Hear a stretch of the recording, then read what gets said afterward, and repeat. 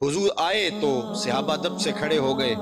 حضور کی نظر پلٹ کے ابوا کے اس مقام پہ چلی گئی جہاں حضور نے اپنی ماں کو دفن کیا تھا. تو پھر آنکھیں چھلکنے لگی. تو حضور نے فرمایا کاش آج میری ماں زندہ ہوتی. وہ آنا اصلی صلاۃ العشاء، اور میں لوگوں کو عشاء کی نماز پڑھا رہا ہوتا. وہ اقرأ فیہا بفاتحۃ الکتاب، اور اس میں سورہ فاتحہ کی تلاوت چل رہی ہوتی. پھر میری ماں کو میرے ساتھ کوئی کام یاد آ جاتا. وہ دروازے پر آتی، چلمن سرکاتی، میٹھے اور مد برے لہجے میں مجھے بیٹا کہہ کے آواز دیتی. فرمایا لوگوں میں نماز چھوڑ کے پہلے ماں کی بات سن لیتا.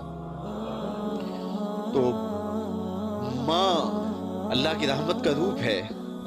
والدین اللہ کی کرم نوازیوں کا ایک برستا ہوا بادل ہیں، اور ان کا نعم البدل کیا بدل بھی موجود نہیں ہے. تو اگر کسی کے والدین زندہ ہیں تو ان کی زندگی کو غنیمت سمجھو اور ان کی خدمت کو شعار بنا لو. انسان بڑی تنہائی محسوس کرتا ہے جب اس کے والدین اس سے رخصت ہو جاتے ہیں.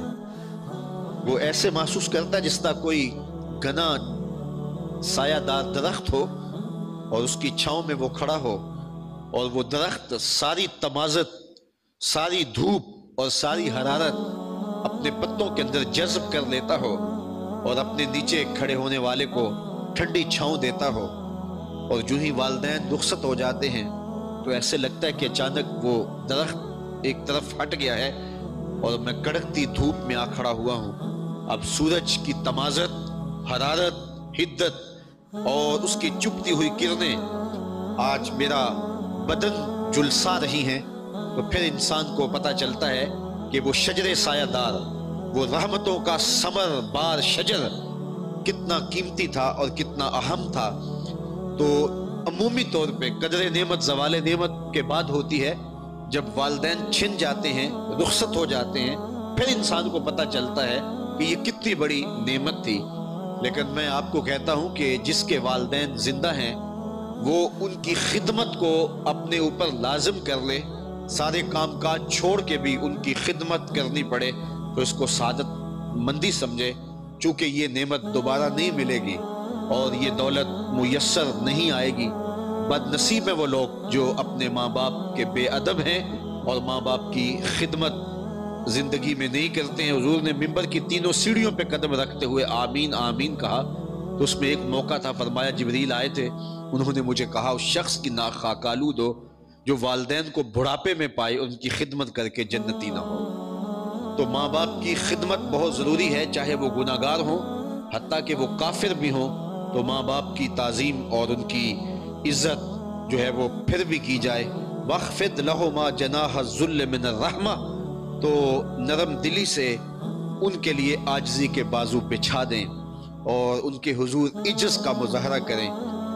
وَقُلْ، اور عرض کریں اللہ کی بارگاہ میں، وَقُلْ رَبِّ ارْحَمْهُمَا كَمَا رَبَّيَانِ صَغِيرًا، اے اللہ جس طرح میں چھوٹا تھا تو انہوں نے میری خدمت کی، تو میرے مالک آج تو ان کے اوپر رحم کر جس طرح انہوں نے میرے اوپر رحم کیا. تو ماں باپ کے رحم کی مثال اتنی واضح ہے اور ان کی محبت اتنی واضح ہے کہ انہی لفظوں کے ساتھ دعا کی جا رہی ہے کہ جس طرح انہوں نے میرے اوپر رحم کیا مالک تو بھی ان کے اوپر رحم فرما. ماں باپ اولاد کو کس طرح پالتے ہیں؟ ایک ماں کے 8-7 بچے بھی ہوں تو ہر بچہ یہ محسوس کرتا ہے کہ ماں مجھے ٹوٹ کے چاہتی ہے اور میرے لیے سب کچھ فدا کرنے کے لیے تیار ہوتی ہے. اور ایک ماں کتنے بچوں کو پالتی ہے. کتنا افسوسناک موقع ہوتا ہے جب 7-8 بیٹے ایک ماں کو پالنے سے قاصر ہو جاتے ہیں. ایک ماں 7-8 بچوں کو اکیلے پالتی ہے اور وہ مل کر بھی اگر ایک ماں کی خدمت نہ کر سکیں اور یہ سعادت نہ پا سکیں تو بدبختی ہوتی ہے. اور اس سے بڑا کوئی جو ہے وہ محرومی کا اور کوئی روپ نہیں ہوتا ہے. تو ماں باپ کی خدمت شعار زندگی بنائیں اور شعار زندگی بنانے کے بعد پھر بھی اللہ کی بارگاہ میں یہ عرض کریں کہ مالک میں ماں باپ کی خدمت کا حق ادا نہیں کر سکتا. میں چھوٹا تھا، ان کی نرم دلی، ان کی محبت اور ان کا پیار میرے اوپر ساون کے می کی طرح برسا اور انہوں نے میری تربیت میں، میری خدمت میں کوئی کسر نہیں چھوڑی۔ مالک آج یہ بوڑھے ہیں تو میں خدمت کرنے کے باوجود بھی وہ حق ادا نہیں کر سکتا۔ ایک صحابی نے پوچھا کہ حضور میں کیا ماں باپ کی خدمت کا حق ادا کر دیا ہے؟ اس نے اپنی ماں کو کندھوں کے اوپر بٹھا کر کے حج کروایا، اور گرمی اتنی تھی کہ اگر گوشت کا ٹکڑا زمین پہ ڈال دیا جائے تو وہ بھن کے کباب ہو جائے۔ اتنی شدت کی گرمی میں اس نے اپنی ماں کو کندھوں پہ اٹھایا اور اٹھا کے حج کروایا، اور پھر پوچھتا ہے کیا میں نے ماں کی خدمات کا صلہ دے دیا؟ فرمایا تو ابھی ماں کی مسکراہٹ کا بدلہ بھی نہیں دے سکا۔ ماں جب مسکراتی ہے تو جنت کی ساری کلیاں کھل اٹھتی ہیں۔ اللہ نے اس کے لہجے کے اندر وہ مٹھاس رکھی ہے۔ ماں جب بیٹے کو دیکھ رہی ہوتی ہے لگتا ہے کہ عرش سے ساری رحمتیں اتر رہی ہیں۔ اللہ نے وہ پیار دیا ہے ماں کو، وہ محبت دی ہے۔ خورشید گیلانی مرحوم نے لکھا تھا کہ وہ کہتا ہے کہ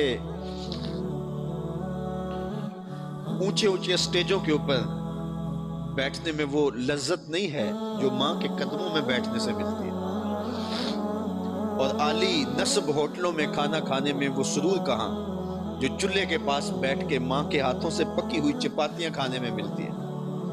جو چولہے کے پاس بیٹھ کے ماں کے ہاتھوں سے پکی ہوئی چپاتیاں کھانے میں سرور ملتا ہے، وہ لطف اور حظ جو ملتا ہے وہ عالی نصب اور 5 سٹار ہوٹلوں میں کھانا کھانے سے نصیب نہیں ہوتا۔ عالی جناب، حضرت صاحب، کیا کیا لفظ لوگ دیتے ہیں، لیکن ان لفظوں میں وہ چاشنی کہاں جو ماں کی زبان سے اوئے مٹھو کے اندر رکھی ہوئی ہے۔ جب وہ اوئے ببلو کہہ کے پکارتی ہے تو لگتا ہے کہ ساری رحمتیں رب کی اتر رہی ہیں۔ اللہ نے اس کے لہجے کے اندر وہ پیار رکھ دیا ہے، وہ محبت رکھ دی ہے۔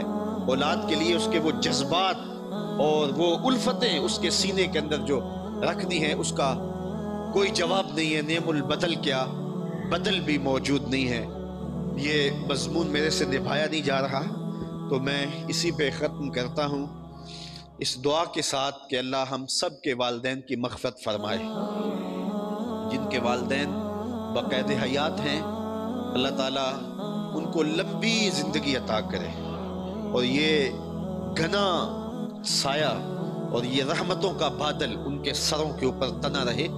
اور جن کے والدین اس دنیا سے چلے گئے ہیں تو اللہ تعالیٰ جل شانہ انہیں ان کی قبر میں رحمتوں اور کرم نوازیوں کے اجالے اور نور و نکہت نازل فرمائے، ان کی قبروں کو منور، وسیع، کشادہ، خوشبودار اور ٹھنڈا کرے، اور اپنی خاص کرم نوازیوں کا نور نصیب فرمائے۔ میں اپنی والدہ کے لیے ایک دعا مانگا کرتا ہوں، آپ بھی آمین کے ساتھ اس دعا میں شامل ہو سکتے ہیں۔ جن کے والدین زندہ ہیں وہ بھی شامل ہو سکتے ہیں، جن کے والدین انتقال کر گئے ہیں وہ بھی اس دعا میں شامل ہو سکتے ہیں۔ اللہم اغفر لأمی بحرمت ام نبی کا۔ اس کا معنی یہ ہے اے اللہ رسول اللہ کی ماں کا صدقہ میری ماں کی مغفرت فرما دے۔